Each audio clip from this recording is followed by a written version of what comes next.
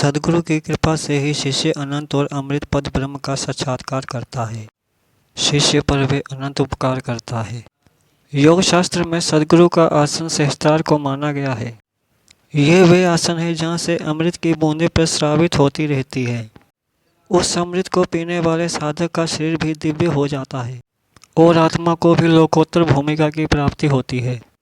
मनुष्य के परमार्थिक शरीर में सप्तभुवन निवास करते हैं, जिनका योगी जन ध्यान करते हैं और उस विराट पुरुष का साक्षात्कार करते हैं।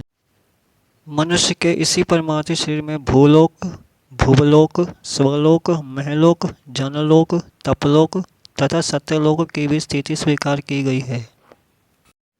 सभी पर्वत, द्वीप, समुद्र आदि इसी शरीर में होते हैं। गृहमंडल की संरचना करते हुए कहा गया है कि ब्रह्मरंध्र से 1 अंगुल नीचे नाथ चक्र में सूर्य स्थित है। उसके 1 अंगुल नीचे बिंदु चक्र में चंद्रमा, नेत्रों में मंगल तथा हृदय में बुध की स्थिति कही गई है। नाभि के भीतर मणिपुर चक्र में गुरु, वीर्य में शुक्र, नाभि गोलक में शनि, मुख में राहु तथा हृदय से कंठ तक विष्णु स्थान पर केतु स्थित माना जाता है। इन सब के ध्यान का विधान भी किया गया है। 6 चक्रों में स्थित गणेश, ब्रह्मा, विष्णु, शिव, बृहस्पति और गुरु तदुपरांत ब्रह्म चिंतन का निर्देश दिया गया है। दिन और रात में मनुष्य 21,600 से अधिक बार सांस लेता और छोड़ता है। जीव इन सांसों में ही तत्व जप करता है। जीव 600 सांस गणेश के लिए लेता है, 6,000 ब्रह्मा के लिए, 6,000 विष्णु के लिए तथा 6,000 शिव के लिए सांस लेता है। मनुष्य 1,000 सांस अपने लिए, 2,000 सांस सद्गुरु के लिए लेता है। मंत्र जप का यही विधान है कि सांस के इस आवागमन से मानस यज्ञ संपन्न होता है। भगवद गीता में जिस प्राण यज्ञ का निर्देश दिया गया है वे भी यही है। गीता कहती है कुछ योगी प्राण का अपान में हवन करते हैं और कुछ योगी अपान में प्राण का हवन करते हैं। इस प्रकार वे मोक्ष को प्राप्त करते हैं। योग शास्त्र के अनुसार शरीर के 6 चक्रों के ध्यान से, शुद्ध बुद्धि से सद्गुरु का मानसिक पूजन तथा श्वास द्वारा अजपा जप से सभी प्रकार की सिद्धियां मिल जाती हैं। मानसिक पूजन का विधान करते हुए यह बताया गया है कि ब्रह्मरंध्र में 1000 दल का कमल अधोमुख है।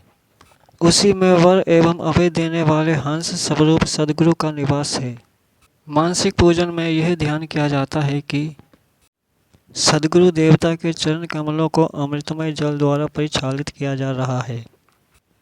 ऐसा चिंतन करते हुए श्री गुरुदेव की पंचोपचार पूजा करनी चाहिए तथा स्तुति करते हुए प्रणाम चिंतन करना चाहिए। ऐसा माना गया है कि तब ब्रह्म कला रूपणी कुंडलिनी जागृत होकर सुषुम्ना मार्ग में आरोहित अवरोहित होने लगती है। कुंडलिनी के इस आरोहण अवरोहण का ध्यान सुषुम्ना मार्ग में करते हुए शिव पद का जो परम पद होता है अनुभव होने लगता है। वैदिक साहित्य में परब्रह्म का स्वरूप सनातन ज्योति स्वरूप माना गया है। यही स्वरूप सद्गुरु का भी होता है।